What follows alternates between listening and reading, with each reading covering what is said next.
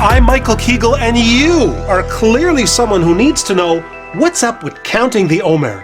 But before we ask what's up with, we need to ask what is the Omer. The Torah tells us in Vayikra, you'll start to count the Omer the day after the Passover festival, namely from the day you bring the Omer, the sheaf of the waved offering. The count will take 7 full weeks. Once the count is done, we designate the following day Shavuot, the Festival of Weeks. As soon as 3 stars appear in the sky at the close of the first day of Pesach, we bless God for sanctifying us with the mitzvah of counting the Omer.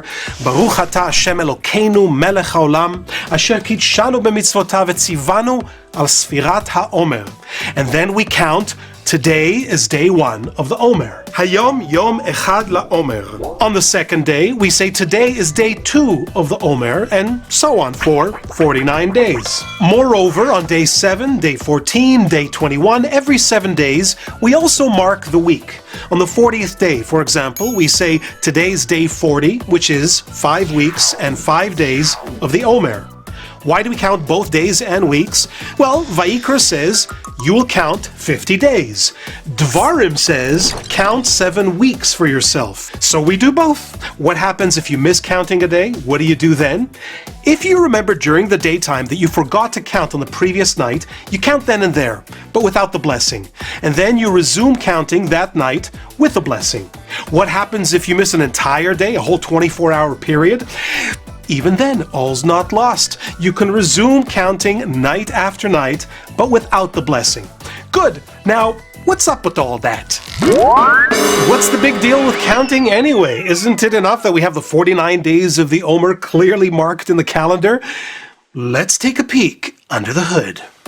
The Omer period has to be understood in its specific function as a kind of time bridge between the 2 great transformative days that took place in 1313 BCE, the day we left Egypt and the day we got the Torah at Mount Sinai. Every year since that eventful year in history, we build and cross the same time bridge again. We build it by counting, because time things, like time bridges, are constructed by counting. In Egypt, the Jewish people were totally enslaved, body, mind, and soul. The only way out of the total bondage was to make a break for it, to rush out of Egypt. Something like when an addict, who finally one day crashes against his pathetic state, is rushed into rehab by loved ones and desperately surrenders to the care of others. It's in a similar way that the Israelites had to violently break ties with their Egyptian identity in order to completely surrender themselves to God. It was the moment of exit, of Exodus. But the Exodus was just the point of departure. The destination was Torah, Mount Sinai. To receive God's Torah, you have to go beyond such desperation. You have to serve God, as the sages say, with both your hearts. By which the sages meant both that side of your personality that is good, godly, and filled with light, and the not so good, not so godly, dark side of your personality. And this cooperative venture between your illuminated heart and your shadowy heart takes time to coordinate. It takes, 7 weeks to be precise.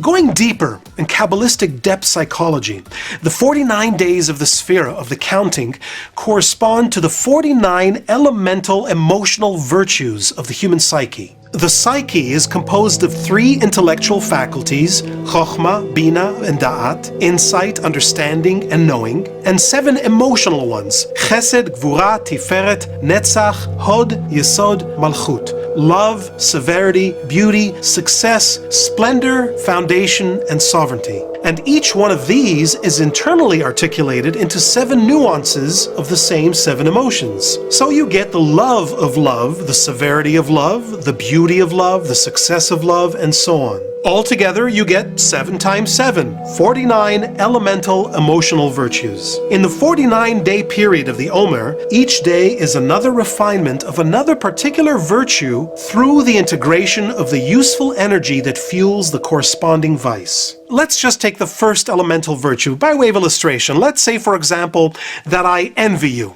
I covet your brand new red sports car. Thou shalt not covet thy neighbor's red sports car, says the Torah. Envy is a vice.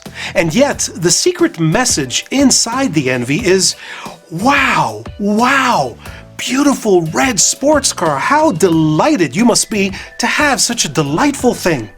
Of course, what makes my recognition of your delight a vice is the fact that I would like to take this beautiful, new, sleek crimson joy away from you and for myself.